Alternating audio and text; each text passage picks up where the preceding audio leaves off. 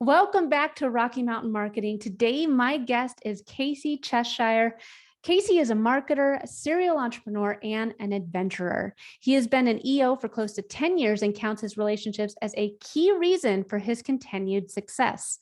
Casey's passion for podcasting led him to founding Ringmaster Conversational Marketing. And Ringmaster helps B2B businesses launch podcasts that drive growth and revenue. Casey, thank you so much for joining me on the show today. I am so happy to be here. Thank you.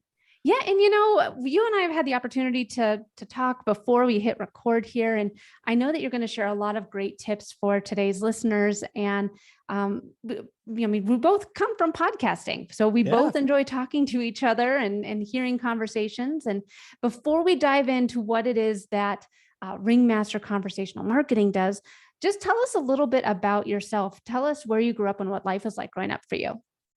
Sure. So I'm a longtime marketer, and I think I started out as a technical communicator. I always liked messing around with things back in the day. I don't know if those listening remember America Online, where the internet was limited to like 20 hours a week or something. But I always remembered having a good time on the internet. And then I always liked people. And so I thought, hey, why not, find jobs and degrees and different things that could combine the two of those. And that's what really led me to marketing. And I think that with me, I didn't ever expect to be in marketing. I went to school to be a sports reporter, and I landed my dream job right out of college. I was the sports reporter for 850 KOA here in Denver. And, I think that sometimes we might not realize what we're really passionate about until we get older and kind of start navigating through the world and seeing what really draws us in. So what took you along your career journey to where you started out to, what led to where you are today? Same. I love the way you bring that up. It was all about just trying different things. My resume used to have just a spread of I've tried HR, PR, recruiting, sales, marketing, all these different roles. And I once had a job interviewer tell me that my resume read like a circus clown. And I guess the joke's on him because my company's called Ringmaster now. But yeah, I tried a lot of different things. And I think, for those listening that haven't found that thing yet, you might have already found it. It's the thing you won't shut up about. That either your friends or your spouses or anyone important to you are like, yeah, they're talking about this again. Well, that's usually the thing. And if you have that kind of thing in your life, you're blessed. If you haven't found it yet, just keep trying things out. Yeah. And, with that, let's talk a little bit about what kind of drove you and I to book this call here and bring you on to Rocky Mountain Marketing. Because, you are an entrepreneur, I'm an entrepreneur, but it's the whole process of getting the right people in to buy from you. Like, how do you find that audience to come into your sphere? How do you find them to come into your business? So you brought up something in our first call about the importance of interviewing your buyers. And I think that was a really great way of putting it when you're trying to get your business started and trying to do business with the right people. Yeah, I think the big thing is we don't really know our customers. I think and I'm guilty of this. So believe me, I'm first in line at the punishment table for not understanding our customers. Decades in marketing and at least 10 years or more doing marketing automation and scaling and automating and nurturing and all these emails flying around here and there. But at one point I had to really check myself because I think I was assuming what the biggest challenge of my customer was. I was assuming the way they like to be communicated. It's whenever you see an ad or maybe a Super Bowl ad and you're like, that ad is terrible. Well, maybe it was, or maybe it just wasn't for you. But that's a reminder that maybe you're not your own ideal customer. You probably aren't, unless you're a marketer selling to marketers. And if you are, you may still not be a fit. But I think I had fallen into the trap thinking that, well, if I like this ad, I'm sure everyone else will, without ever talking to them. And I think sometimes, the sales folks of the world, they're just talking to customers constantly. And so marketing, we think we can just kind of hang out. not ever have a conversation. So we're stuck with bias. We're stuck with assumptions. You know, the whole phrase, what happens when you assume about your customer. I mean, nothing good comes from that. And so in the end, what you have is these ineffectual marketing campaigns that are taking stabs in the air, and it's like throwing spaghetti against the wall. You have no idea, and then you're hoping that some click metric will show you that you stumbled upon the right answer. Yeah, and I think that it's so true. You're like, unless you're a marketer trying to do business with other marketers, you think you know what it is that maybe your ideal client and customer wants to buy, but you know, I think that that's one of the biggest problems is how do you put the right messaging out there? How do you find what your ideal client and customer will resonate with? What are some of your suggestions for people that might be saying, yeah, I feel like I've put together a bunch of lead magnets. I've thrown ads out there in the mailers and I still have crickets. Yeah, if your emails aren't working, this is why. If your landing pages aren't working, this is why.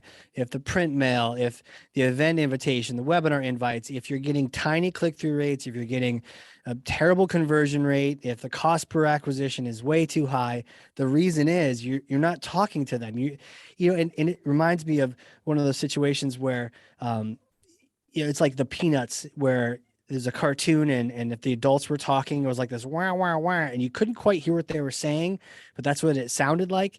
It's like we're doing that to our customers with this sort of pie in the sky type talk. We're not using their words, we're using ours. So the way to stop that immediately is we have to use their words, right? Don't invent your own vocabulary. Use vocabulary that they tell you. And the only way to get them to tell you this is by asking them questions, either in person, online, on a Zoom call. You need to have a conversation with them. A survey will not do it. It simply will not do it. And I realized this because survey questions, and I got one recently that was hilarious. It said something like, why did you buy this product? Or what stood out the most to you? Gave me 4 options.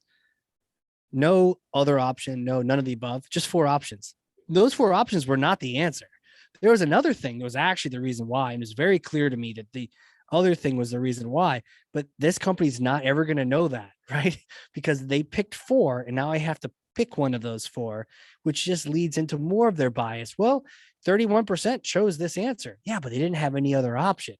And so we create all these little systems to try to get information when really we just need to stop being shy for a second, introverted, extroverted, whatever the case. We need to have some conversations with our customers. I love that because with one, well, might be because I come from interviewing people, but that I think once I stopped showing up for sales calls for a sale and showed up for an interview, it made a world of difference because I knew exactly what the problem was. I heard their story. I knew where they were struggling, and I could tailor the pitch to fit their needs. I think that as business owners, one of the biggest skills that we're missing out on is listening. So how do you help people, or what is your advice for someone who is like, okay, I'm not a one-to-one sales, or I'm not a one-to-one business. How can I listen for that one to many to make sure that I am covering all my bases? How can I make sure I can direct my messaging for all my different clients? Yeah, the answer is very simply, it's a podcast. This is like, there's no better way to have consistent conversations with your customers than a podcast. And, I don't know how many decades I've spent doing marketing. The idea of it just blows my mind, and I'm super excited about it. It has become that thing I won't shut up about, because when I think about all the hard work everyone has to do, companies large and small, we're playing several games, right? We're playing several games with our prospects. The first game is notice me, right? Notice me in this sea of people, notice me. And I don't know if anyone listening is like me when you're trying to find the ketchup in the fridge and for some reason it's right in front of you, but you can't see it, right? But that's how our customers are. There's all this stuff in the fridge, all trying to get their attention. We're waving our flags, beeping horns at them, sending them socks as a part of an ABM campaign, all trying to get their attention to notice me. But then it's not over once they notice you. The next game we have to play is please get on the phone with me, right? Which is even harder game. And so what's crazy is all this window dressing, the idea of account-based marketing, all these other programs, ads here, nurture campaigns there, emails here. It all comes down to, please get on the phone with me, right? So even if we do all these amazing marketing campaigns, someone in sales still has to harass the person, but or somehow, some way, we need to get them on the phone, and people don't want to get on the phone. So it's almost impossible. It's this impossible game, and we're competing with other people too. So not only are we saying notice me and get on the phone with me, but we're saying, oh, don't listen to them, right? All the other people trying to get your attention, either competitors or just other things that want your attention. Don't pay attention to any of them, but just notice me and get on the phone with me, right? It's like really hard. And no Mhm. wonder we spend tons of money. No wonder marketing gets fired first, because we don't justify our spend or anything, but it's because we don't know our customer.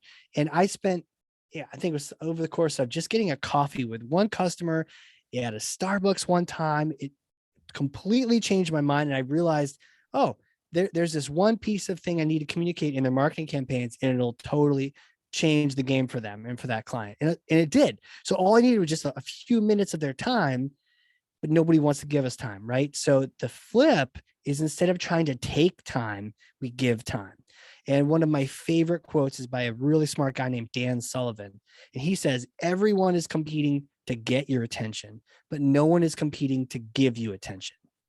And if you think about that, everyone is. They're doing the notice me game. Notice me, notice me. It's all about me, right? But if you stop and say, look, it isn't about you. It was never about you. It's about them. And you say, nope, not about me. Don't worry about me. Don't worry about my product. Let me hear about you. Tell me, what are your challenges? What are your latest wins? And you just give people time and attention on a podcast, on a conversation like this. Then, man, not only will they get on that call, their calendar goes from being busy until May to being like, I'm free tomorrow AM, right? So their schedule frees up, and then they're happy to be on the phone. They'll answer any question you have, including ones that really help your marketing out. And at the end of the whole thing, they'll be grateful for the experience. Like, how else can you get that? There's no other way. It's a different game. There's no notice me. There's no talk to me on the phone. It's literally, let me give you my time and attention. And then from there comes a relationship. And then it's all uphill or downhill from there. It's all just cruising along, and you sell business and grow revenue. It's just amazing. So, Well, and Casey, one of the things that I think a lot of business owners struggle with is, wait a second, so you're saying I should start a podcast? I don't even know where to start. And I think that that is one of the biggest hurdles for podcasting, and that and the consistency, but we won't even get into that. It's just getting started can seem yeah. very daunting. I know that that was what held me up from starting this podcast. It was something that was on my bucket list for years. And it wasn't until April of 2020, when so many of us were given the gift of time, that I finally just went ahead, ordered a microphone off of Amazon, and just gave it a shot. And, we've got over 100 episodes now, but I think that that is one of the biggest struggles. Is like, well, I don't even know what I would say. I don't know how I would even get started. And I'd love to hear your thoughts on it, but I think that, you don't need to have an hour-long podcast. You'll need to have a half-hour podcast. You can have a 10-minute podcast, but I'd love to hear your thoughts on people that are saying like, well, I hear what you're saying, Casey. I'm intrigued. I just don't know if I'm all in yet. Yeah. Yeah. What's the goal, right? This is always helpful. And I've always had, we talked to coaching earlier. If you have a good coach and you tell them this whole problem, tell them this whole story, and they go back and they're like, what's the goal, right? What are you trying to accomplish here? And you're like, I knew you were going to ask that. It's probably the right question to ask, but I don't know the answer. It's one of those questions where you're like, yeah, I got to answer that. What's the goal here? Is the goal to connect with a customer and to learn what their problems are, so you can more effectively, one, solve them with your product, two, communicate how clearly you can do it with their words, not yours, right? To learn from them. And one of the biggest things that happens is you connect with them and they just buy from you directly. Because why not? Now we trust each other. We've removed a lot of the risk here. We like each other. Let's do business together, right? So there's Well, in all Casey, these you things that bring can up a come from good it. point. There's something powerful about voice. There's Yeah. something powerful about hearing someone talk. And I think that when you are podcasting, if video isn't for you, even if video is for you, if you hear somebody podcasting and you can hear the passion in their voice about a topic, you can hear the knowledge, you can tell when someone is reading something off of Google Mhm. But there's something powerful about hearing someone's excitement, their disappointment, their confusion happen when they're talking. Oh yeah, 100%. It's so authentic, right? And I think we get back to the authenticity of just real humans. And a lot of people talk about human to human marketing, and we're all just people in the end. But the idea is it doesn't have to be some highly edited. And look, we're all fans of those really cool podcasts like Serial or This American Life. There's some really edited story narrative type podcasts. It doesn't have to be like that. Literally, it can just be an interview format where it's just two people having a conversation. And my favorite format is not the super edited kind either. It's more of that just hit record, let it ride. And if I blabber on, to your point, at least I'll hopefully convey the passion at the same time. But the two people trying to come up with an answer together is just a fascinating thing. And when you experience that, you really can connect. I 100% agree. And I think that that's where, I try to do one solo podcast per quarter because I love the conversations that happen with my guest interviews, the stuff that I can learn, the stuff that we can share and talk about together and kind of brainstorm, live. I think that it really helps having someone that you can talk to. And if let's say you're a real estate agent, and I think if you're not a real estate agent and you don't have a podcast, My goodness. you need to get started. Start it Literally now, because start today. Yeah. you have an arsenal of people that you can interview and talk about and think, so many different discussions. You can interview the local coffee shop, and you can interview the local florist, and then you can interview a mortgage person. I mean, the guest opportunities are endless. And I think that the more you put yourself out there, the more you start talking with other people in your industry that can share tips, share value, it's going to help everyone. It's going to help your listeners, and it's going to really help you. Totally. And it's a misconception to think that it won't, or that people won't accept. People absolutely, they'll be tickled pink to be a guest, to be a star on your show. And man, you nailed it with the idea of, the partnerships that you can form with a podcast. Not just even direct customers, but if you're personal or residential realtor, yeah, you're not necessarily interviewing every person you place with a house, but man, to your point, mortgage broker, a photographer, the banker, there's all sorts of people you can talk to, and it might start sending business your way, and vice versa, just by giving them that attention. But I wanted to go back to that initial question about starting. And I said, okay, we got to make sure we know what the goal is. But if the goal is to connect with somebody else, with an ideal customer, you don't need too much to have that get started. And a good friend of mine named Chris Kermitzos is this podcast nerd. He has this event called Podfest, which is it's all about podcasting. I'm actually going to be there. Are you going to that? I will be there. I'm going to be leading a Are you panel speaking, on it. right? Are you going to speak? Yes, I am. Yeah, that's right. Okay. So Chris, and Podfest and all this. He has a book that's brilliant, and it's Start Ugly, right? Start Ugly. Just do it. It's ugly. I know you'll think, oh, it's ugly. But again, it's not about you. You'll have time to make it pretty. You just need to be fancy enough so that your guest is still thrilled to be on it, right? You need to clean up the office a little bit, make sure that they're happy to be on the podcast, but just get started. Just hitting record on a Zoom and saying, I'd love to, interview you. This is going to turn into a podcast. Don't know all the particulars. And then start your first couple ones with some favorite customers and favorite partner relationship folks. People who will join you on a podcast that doesn't even exist yet. Those are your safe ones. But you know what?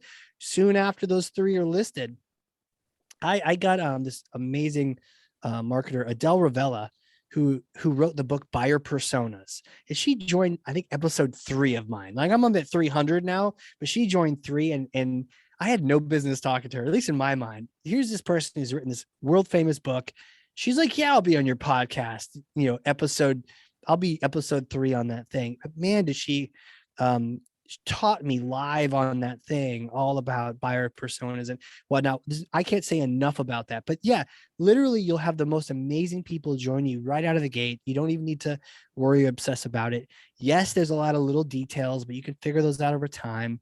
My group, we have a launch program, and there's 38 steps to it.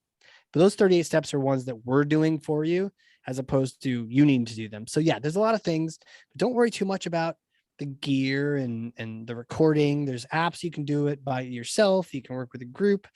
You want some kind of microphone. Doesn't have to be Joe Rogan's microphone, but it could be a pretty decent one. Don't get a Yeti, don't get a Snowball, but anything other than that will be fine. So yeah, just get started a little bit, and you'll be surprised, even if those episodes, even if you never publish them, or just the fact that you've had those conversations will just completely change your mind. Well, Casey, this has been such an awesome conversation. Before we start wrapping up, if anyone's listening right now and they're like, all right, you've kind of sold me on, being a better listener for my sales calls. You've kind of sold me on maybe trying to start a podcast. Maybe this is a great outlet for me to gain new business and have better marketing. So I'm talking directly to my ideal client and customer. What is the one final piece of advice that you want to give to our listeners for today's show? Final advice. The final advice is have a conversation with like one customer this week. Have that conversation. You'll be surprised that really the obstacle is the way. And as soon as you start having those conversations, you're going to find it's like rocket fuel for every single marketing campaign, every single sales call you ever do. Just starts by starting to have a few conversations. So start having those conversations, and you'll be amazed at how fast you grow. Casey, thank you again so much for coming on the show today. Where can we find out more about you and your business online? Absolutely. So Ringmaster, we create, design, launch B2B podcasts for consultants, for professionals and brands. And then we produce them, and we do a lot of that. And we do all the social, and the idea is we do it all for you. So you don't have to do anything. You just show up and meet that customer and have a great conversation. We take care of all the rest. You can find us at ringmaster.com, and my email is casey@ringmaster.com. If you want to just send me any questions you have, or want to hear more about the details, or hear some horror stories or some happy stories, happy to chat with you. And then I've got a couple podcasts, but the one that I recommend you check out, it's kind of the model that I use, is the Hardcore Marketing Show. And core is spelled like the Marine Corps. And yeah, I'll see you on that. Awesome. Well, thank you again, Casey, so much for coming on the show today. Well, it's my pleasure. Thank you. This is a really cool format. I love what you got here. You've got great questions, great follow-up. Really, anyone listening to this already knows how to do a podcast if they've been listening to you for a bit, right? So listen to this podcast. This is your primer. You've got what it takes. You've heard some great podcasts, and go out and do it.